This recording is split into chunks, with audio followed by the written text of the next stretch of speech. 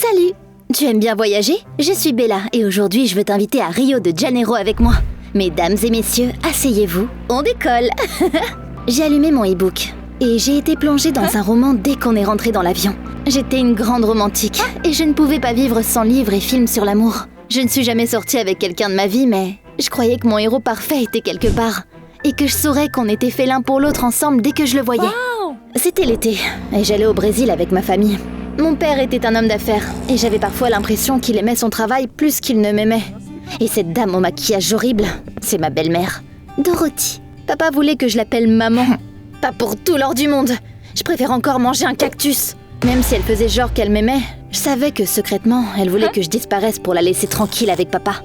On est arrivé à Rio de Janeiro et on s'est tout de suite dirigé vers un hôtel de luxe. Il y avait un court de tennis et une grande piscine. Oh, ma chambre avait une fenêtre qui donnait sur la plage. J'étais aux anges et j'espérais que ce seraient les meilleures vacances de ma vie. Mais papa a tout gâché. Je n'avais même pas encore déballé quand il m'a avoué qu'en fait c'était un voyage d'affaires pour lui et qu'il passerait la plupart du temps à travailler dans un centre d'affaires. Super! En plus comme ça, vous passerez du temps ensemble. Eh bien, je n'avais plus envie de rien faire. Je me retrouvais à passer les vacances avec ma belle-mère et papa me laissait tomber à nouveau. Le lendemain, on est parti se promener en ville.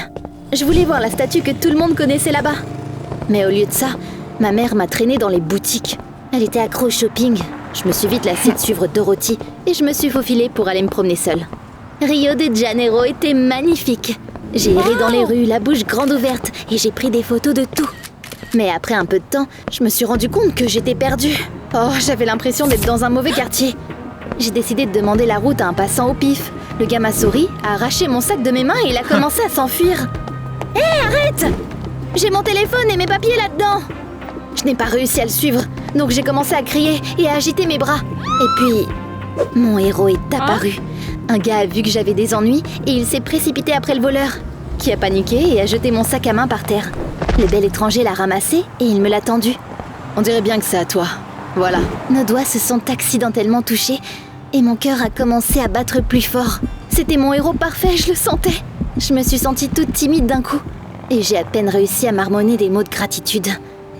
Merci, je m'appelle Bella. Quel beau nom. Je suis Gabrielle. On s'est mis à parler et il m'a proposé de me raccompagner à l'hôtel, mais je voulais pas retourner voir Dorothy. Donc Gabrielle m'a gentiment offert de me faire visiter la ville. On a passé le reste de la journée à se promener dans Rio de Janeiro. On a visité plein de musées, parcs et monuments. Gabriel parlait super bien anglais parce qu'il avait l'intention d'aller faire ses études aux États-Unis. On se comprenait donc parfaitement. Je me sentais tellement à l'aise quand j'étais avec lui. C'était comme si je le connaissais depuis toujours. Quand la nuit est tombée, Gabriel m'a emmenée sur une belle plage pour qu'on puisse regarder le coucher de soleil ensemble.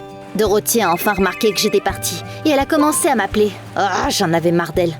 J'ai éteint mon téléphone pour profiter du moment magique. On a bavardé jusqu'à tard dans la nuit. Puis il s'est penché et m'a embrassée. Waouh! C'était tellement romantique, comme dans un film. Puis il m'a raccompagnée à l'hôtel et on s'est dit qu'on allait se retrouver le lendemain dans un café. Je me sentais comme l'héroïne d'un roman d'amour. Malheureusement, Dorothy a décidé de tout gâcher et elle a commencé à crier comme une folle dès que je suis rentrée. T'étais où? Et pourquoi t'as pas répondu à mes appels? Tu sais à quel point j'étais inquiète pour toi? T'as juste peur que papa s'énerve s'il découvrait que tu m'avais perdue. C'est pas ma mère. Arrête de me donner des ordres. On s'est disputés. Le lendemain matin, pendant que ma belle-mère dormait encore, je suis sortie de ma chambre.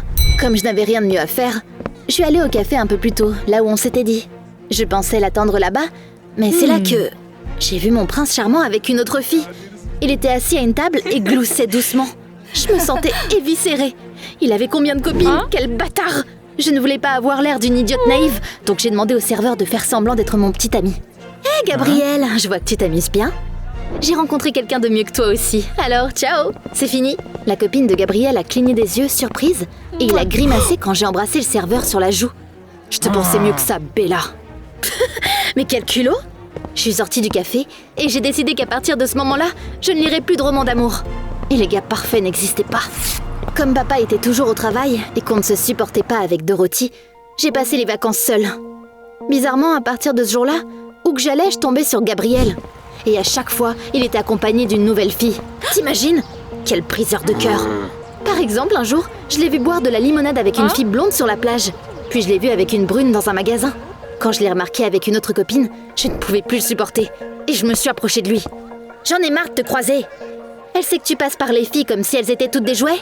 T'es du genre à parler, hein? Je t'ai vu flirter avec ce mec. Bref, on s'est disputé au musée.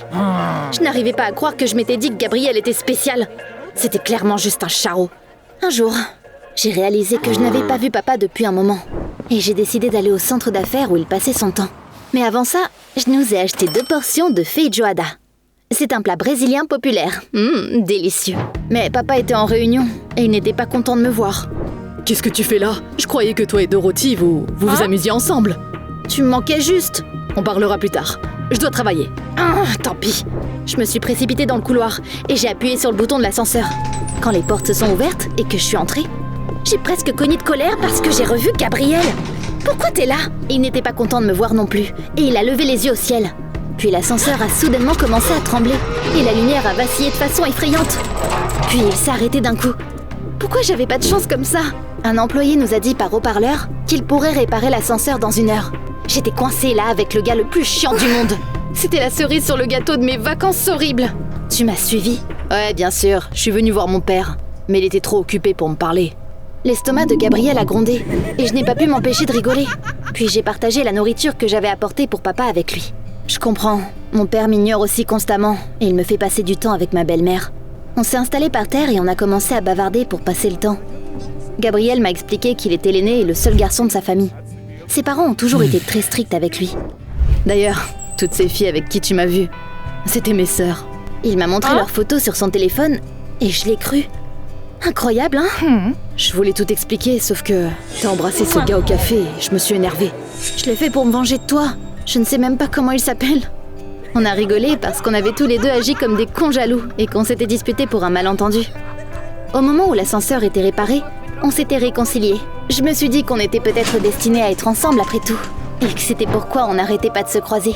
Les jours qui ont suivi, c'était le paradis. Gabriel m'a emmené à des dates plus romantiques que tout ce que j'avais vu dans les films. Je voulais le présenter à papa, mais il a dû quitter la ville pour quelques jours. Quand je reviendrai, on ira à une belle soirée que mon associé organise. J'étais de bonne humeur, donc je me suis pas fâchée. Sauf que ce qui s'est passé le lendemain m'a vraiment énervée. J'allais rencontrer Gabriel, mais j'ai vu Dorothy parler à un homme. Il lui a tendu une boîte cadeau et Dorothy l'a gracieusement embrassé sur la joue. Ma mâchoire est tombée. Comment elle ose faire ça? Comment peux-tu flirter avec un gars derrière le dos de papa? Quand il reviendra, je lui dirai tout. Mais là, ce n'est pas ce que tu penses. Je n'ai pas écouté ses excuses pathétiques et je suis allée à la piscine. Gabriel m'y attendait déjà. On a nagé, pris un bain de soleil et on s'est bien amusé. Puis une fille est venue vers nous et a commencé à crier sur Gabriel pour quelque chose. Il l'a attrapé par la main et il l'a pris à part. Je n'entendais pas de quoi il parlait, mais c'était clair qu'il se disputait. Puis Gabriel est revenu vers moi et il a soupiré coupable. Je suis désolée, Bella. C'est une de mes sœurs, Maria. Elle a besoin de mon aide, alors je dois y aller. On se voit ce soir, d'accord? Il m'a soufflé un baiser et il s'est enfui. Mais on ne s'est pas vu ce soir-là. Gabriel m'a envoyé un message pour me dire qu'il était toujours occupé. C'était dommage. Mais j'ai décidé de ne pas faire de crise. Un peu plus tard, Dorothy m'a dit que le dîner était prêt. Elle voulait parler de ce que j'avais vu. Mais je l'ai ignoré. Et j'ai regardé des films dans ma chambre toute la soirée. Le lendemain, j'ai appelé Gabriel et je l'ai invité à la fête avec moi. Mais il avait des choses plus importantes à faire une fois de plus. Il m'a dit qu'il devait aussi aller à un événement avec son père. Bientôt, mon père est rentré à la maison et j'ai décidé de lui montrer qui Dorothy était vraiment. Je lui ai dit que ma belle-mère avait flirté avec un autre homme et qu'elle avait accepté un cadeau de sa part. Elle a tout de suite fondu en larmes. Mais là, pourquoi tu ne me laisses pas une chance? J'essaye vraiment d'être ton amie. Elle m'a dit que cet homme était un créateur de mode qu'elle connaissait. Il avait créé une robe de haute couture pour moi à sa demande. Dorothy a sorti la boîte qu'il lui avait donnée et elle me l'a tendue. Je voulais que tu la portes à la fête. Waouh, la robe était magnifique. Je me sentais gênée parce que j'avais agi comme un enfant et que je lui avais pas donné l'occasion de s'expliquer. Je lui ai présenté mes excuses. Et je lui ai même fait un câlin timide. En fait, Dorothy était cool. Peut-être que je m'étais vraiment trompée sur elle. Tu ne seras jamais ma mère, Dorothy. Mais tout ce qui compte, c'est que papa et toi soyez heureux ensemble. Je suis content que vous vous entendiez enfin bien. Je suis désolée d'être aussi occupée ces derniers temps. Je veux qu'il ne te manque rien. Maintenant, prépare-toi. On doit aller à la fête. Bientôt, on est arrivé dans une maison stylée. Il y avait plein de monde. Et puis, j'ai vu des visages familiers parmi les invités. Les sœurs de Gabriel. Je me demandais ce qu'elles faisaient là. Je voulais leur dire bonjour, mais papa m'a appelé. Bella chérie, voici mon associé et l'hôte de cette fête. Et voici ses filles. Les sœurs de Gabriel sont venues nous voir. Attends, j'étais chez mon copain? Oh, quelle surprise! Apparemment, nos pères travaillaient ensemble. Et puis, Gabriel lui-même est venu vers nous. Il m'a vu et il avait l'air choqué. Voici mon héritier, Gabriel. Et voici sa fiancée, Maria. Puis, l'homme a pointé du doigt la fille que j'avais vue crier sur Gabriel près de la piscine. Maria s'est approchée de mon copain et elle lui a fait un câlin. J'étais sur le point d'exploser. Comment ça, sa fiancée? Gabriel m'avait menti sur ses sœurs? Je me suis sentie malade et j'ai couru dans la rue. Gabriel s'est précipité après moi, mais je ne voulais pas voir ce menteur ou entendre ce qu'il avait à dire. Je n'aurais pas dû lui donner une seconde chance. J'ai envoyé un texto à papa pour lui dire que j'avais mal à la tête. Et je suis retournée à l'hôtel.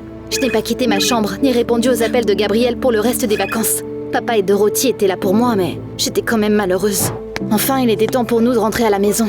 On était en train de mettre nos valises dans un taxi, quand papa a dit que quelqu'un voulait me dire au revoir. Je me suis retournée et j'ai vu Gabriel. Bella, je suis désolée de ne pas t'avoir dit la vérité. Mes parents et les parents de Maria ont toujours voulu qu'on se mette ensemble. Et ils ont décidé qu'on devait se marier. Mais Maria a toujours été comme une sœur pour moi. Je suis tombée complètement amoureux de toi dès que je t'ai vue. Si on peut tout recommencer... Non, Gabriel, je ne te crois plus. Au revoir. Je suis montée dans le taxi et bientôt on est rentré aux États-Unis. Je me sentais vide. Je n'avais jamais été aussi triste. Ni mes films préférés, ni le soutien de papa et Dorothy m'ont aidée. Un jour, Maria m'a appelée. J'ai été très surprise, mais j'ai décidé de l'écouter. Où est-ce que t'as eu mon numéro? Je l'ai trouvé sur tes réseaux sociaux. Je vous ai entendu parler avec Gabriel près du taxi. J'étais énervée quand j'ai découvert qu'il ne ressentait rien pour moi. Puis j'ai réalisé que le cœur a des raisons que la raison ignore. Gabriel est tombé amoureux de toi. Et c'était mal de nos parents de nous obliger à se mettre ensemble. J'ai donc demandé à papa d'annuler notre mariage. On mérite d'être avec les gens que nous choisissons nous-mêmes. On a parlé pendant pas mal de temps. Maria était super cool en vrai. Maintenant, je croyais que Gabriel m'avait dit la vérité à l'époque. Mais notre relation était vouée à l'échec de toute façon, vu qu'on vivait dans des pays différents. J'ai donc décidé d'essayer de l'oublier. Je suis retournée à l'école et j'ai découvert qu'un étudiant d'échange d'un autre pays avait été transféré dans notre classe. Mon cœur a commencé à battre. Est-ce que le destin avait donné une autre chance à Gabriel et moi? J'ai retenu mon souffle en entrant dans la salle de cours et j'ai vu le nouvel élève. Mais c'était pas Gabriel, mais un parfait inconnu. J'ai poussé un soupir de frustration. La vie était différente des romans et il n'y avait pas de miracle. Je suis rentrée à la maison juste après les cours ce jour-là. Papa et Dorothy m'ont appelée dans le salon et ils m'ont dit qu'ils avaient une surprise pour moi. J'ai regardé autour de moi, mais je n'ai rien vu. Et puis, quelqu'un est venu derrière moi et m'a couvert les yeux. Devine qui c'est? Je n'arrivais pas à y croire. Je connaissais cette voix. Gabriel, qu'est-ce que tu fais là? Tu ne pensais pas pouvoir te débarrasser de moi aussi facilement, n'est-ce pas? On s'est embrassés, puis j'ai découvert que les parents de Gabriel avaient accepté de ne pas choisir sa copine pour lui et de le laisser partir aux États-Unis comme il l'avait toujours voulu. Gabriel a appelé mon père et il a arrangé la surprise. T'imagines? J'ai failli fondre en larmes de bonheur. Maintenant on vit dans la même ville. Il semble que notre histoire ne fait que commencer. C'était une aventure incroyable. Je sais maintenant qu'il n'y a plus à aimer que des gestes romantiques. Tu dois te battre pour toute relation que tu veux garder. Si tu fais ça, rien ne pourra vous empêcher d'être ensemble. T'en penses quoi? Dis-moi dans les commentaires et n'oublie pas de liker cette vidéo.